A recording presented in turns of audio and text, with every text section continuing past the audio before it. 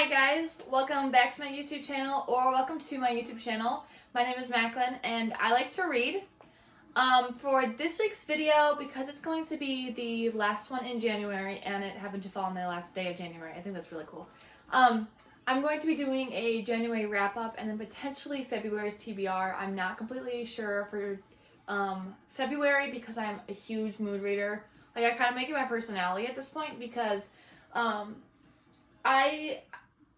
I'm prone to falling into book slumps. So anyway, let's just get started with January's books that I went through, what I rated them, how I thought they were, how long it took me to read them. And if you are following on any of my other accounts, like such as my Instagram, I have a story that I post every single book that I read throughout the year. So you probably may have seen some of my opinions on these books, but it's fine. We're just going to go ahead and dive a little bit deeper into it during this video.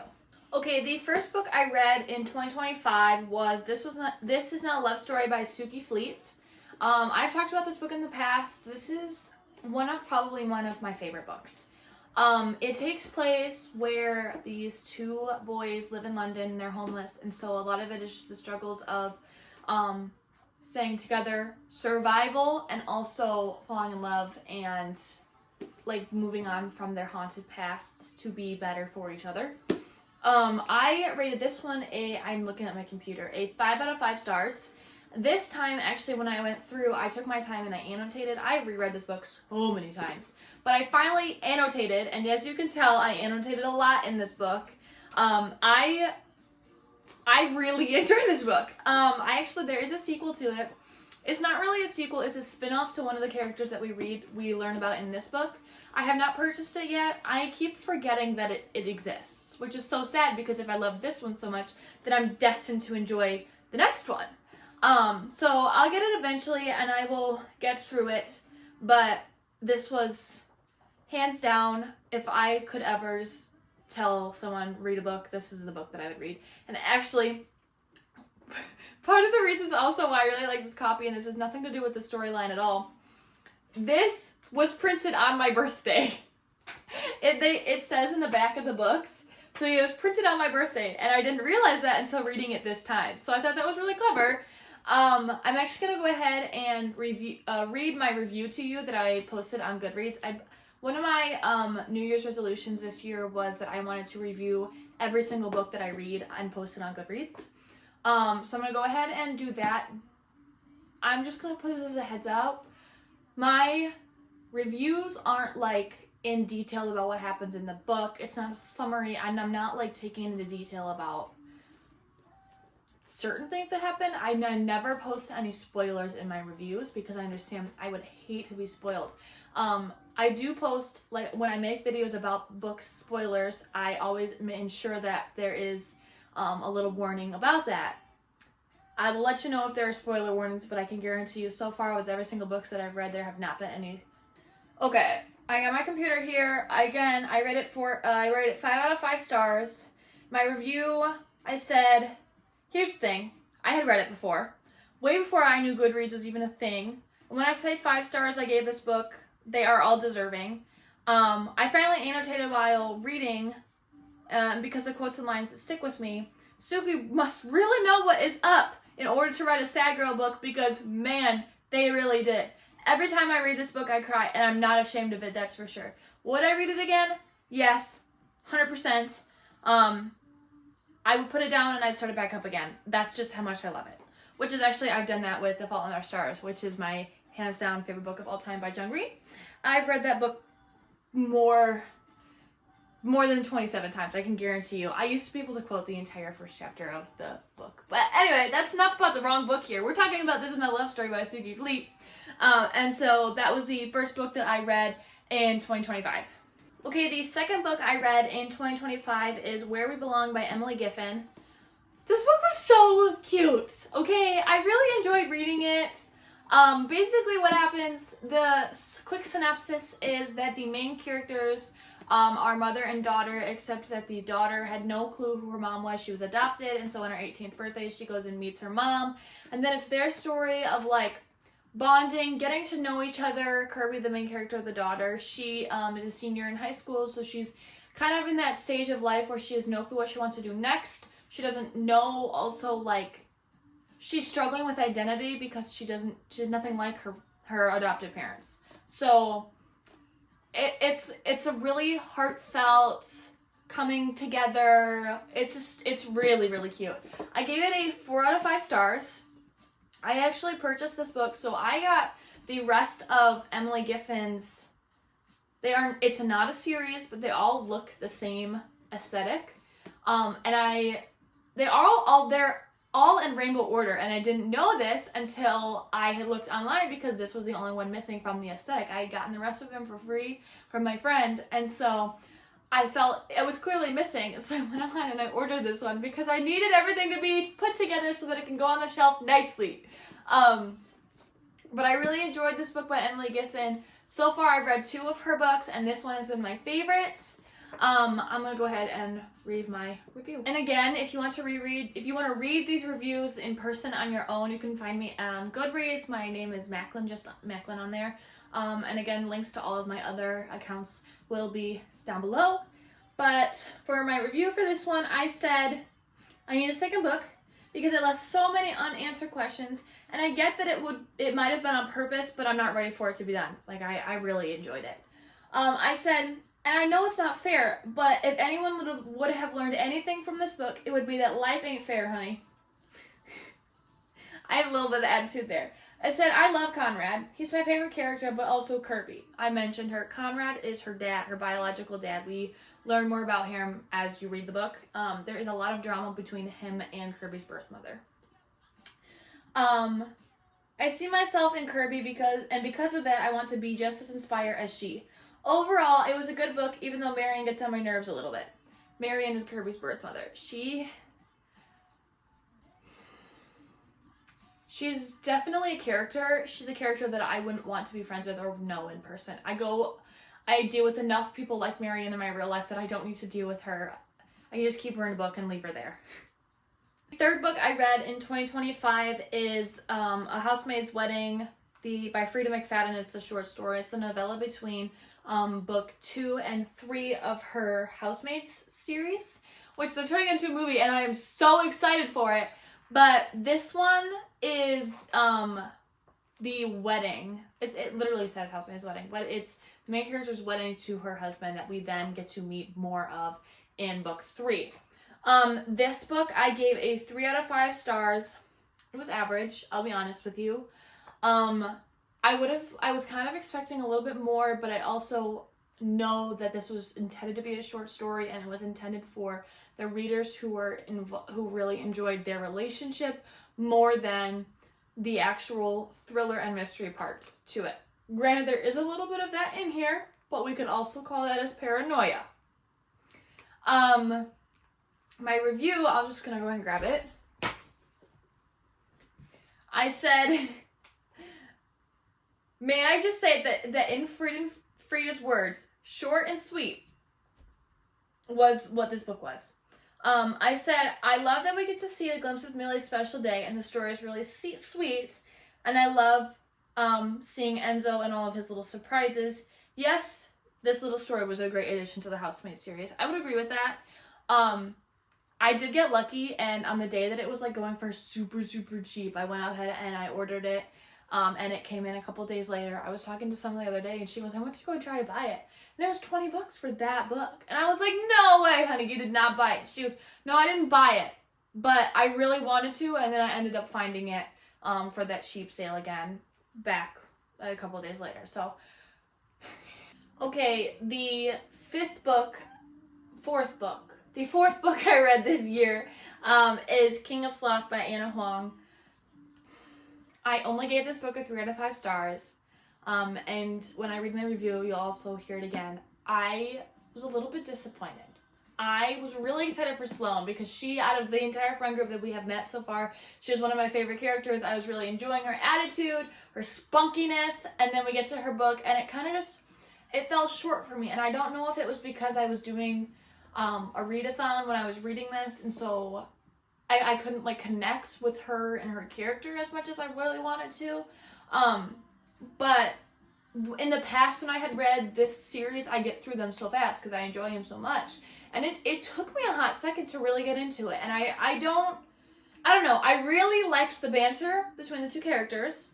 But yeah, out of the rest of the King of Sin series, so far King of Pride has been my favorite. But we will see, because then we get the 5th one in March. I'm so excited. Oh my god. I ordered floating bookshelves today on purpose because I'm going to put them on my wall and then I'm going to stack the Anna Huang. She's going to get her own floating shelf. I keep moving the bookshelves around but I seriously don't have space. So kind of trying to save some space here so that I don't have to everything look so jumbled up in my bookshelves. My review for King of Sloth on GoodReads, I said, I struggled to get into the book at first because I was the most excited for Sloane's story and then it just didn't happen the way that I thought it would. Not that it was a bad book, and I really enjoyed King of Sloth, but then again, it just wasn't what I was expecting. I gave it a 3-star because it took me a sec to really connect, but once I did, I couldn't put it down. Honestly, King of Sin series might be my favorite over the Twisted series, but don't tell the Twisted series that, because I really enjoy the Twisted series. So, we're gonna keep it on the DL. Okay, the 5th book I read in 2025 for January was The Perfect Son by Frida McFadden. You will soon learn that I'm kind of becoming obsessed with her, even though she is the Colleen Hoover of thrillers. At the same time, though, I keep buying Colleen Hoover and reading her, so I don't really know if I like them or not. But they keep collecting more. They keep taking up more space on my shelves. So, and I'm not fighting against it. I'm just going to let it happen. When reading this one, it was very predictable. And I'm saying that as someone who is terrible at figuring out plot lines and figuring out what ends up happening. And yes, it took me all the way up until the very moment for things to go down that I realized who the actual protagonist was. At the same time, now looking back, wow, I am stupid. It's so you could just tell. You could figure it out. And if you're really good at figuring out the plot lines, don't read this book because then you're going to be bored out of your mind. But if you're just like me and you really can't figure it out, I do recommend. I like Frida McFadden because she is a very, you don't have to be paying attention. It's a very mindless read. You enjoy it and it's fast flowing. So I did give it a 3 stars. My review on GoodReads was very short. And I can read it from here. That's how short it was. I said predictable. That's all I gotta say. Really. I said it was it's a good enough book and I did get through it. I probably wouldn't read it again though. Or I would read it again once I've been so long since I've read it that I can say that I completely have forgotten about what happened. The 6th book and the last book that I have completely finished in January is Satan's Affair by H.D. Carlton. This is a spin-off to the Haunting Adeline series.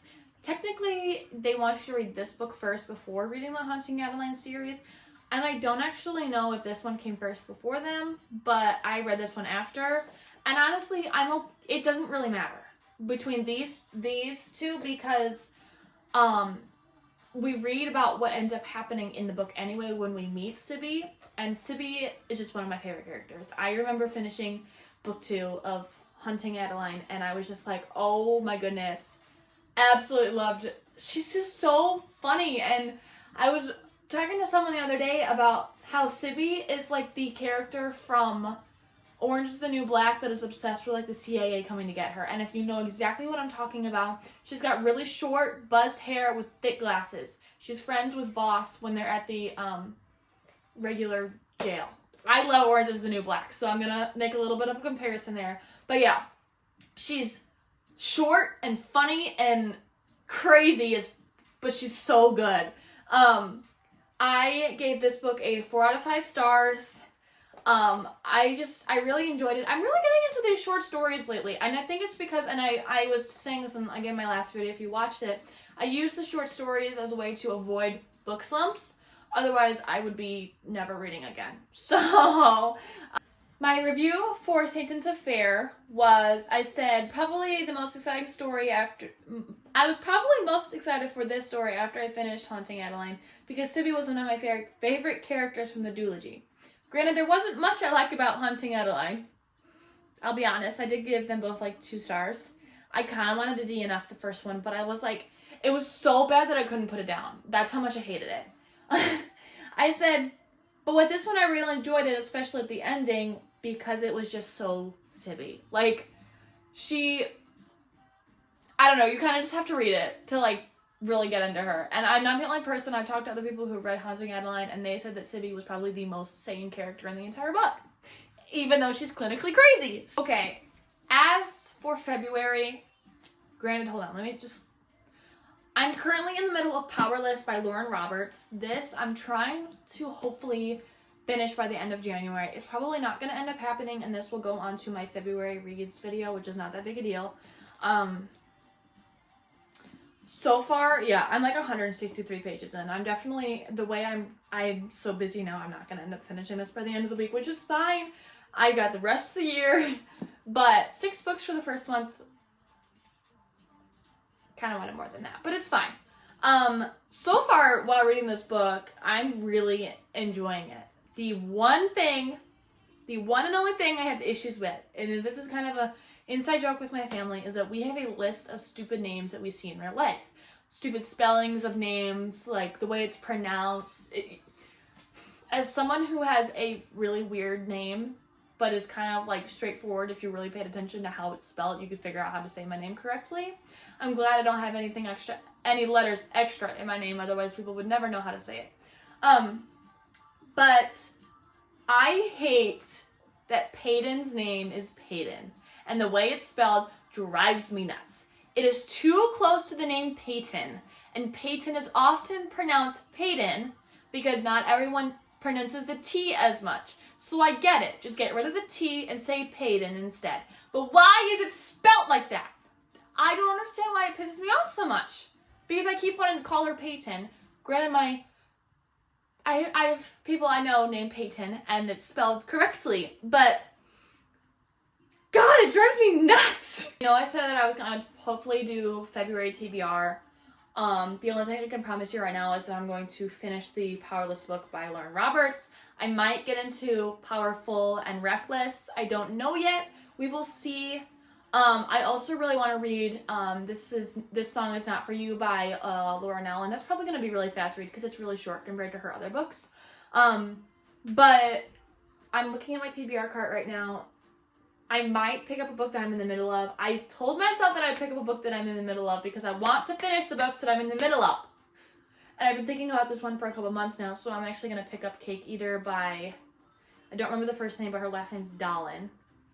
Dahlin. I was enjoying that book as a retelling of Marie Antoinette, so I'll get through it eventually. Hopefully February is the month that I do that. But I also, because it's Valentine's Day, I might end up reading Wild Love by Elsie Silver. I don't know yet. We go with the flow. We go wherever the wind takes me. I just know that I'm going to finish Powerless as one of the first book in February. Okay, if you made it this far in this video, thank you so much for watching. I don't know if it was boring or not. This is kind of my first time I've ever done one of these. I enjoyed filming it. I'd also helped that I had already written the reviews on GoodReads to help me keep the flow going. But if you enjoyed this book, thank you so much for watching. If you like to read books as much as I like to read books, come find me on everything else. And then, of course, as I finish off every video so far, and I think I'm going to continue doing that, I hope that you continue to enjoy and love books as much as I do, and I will see you in the next one.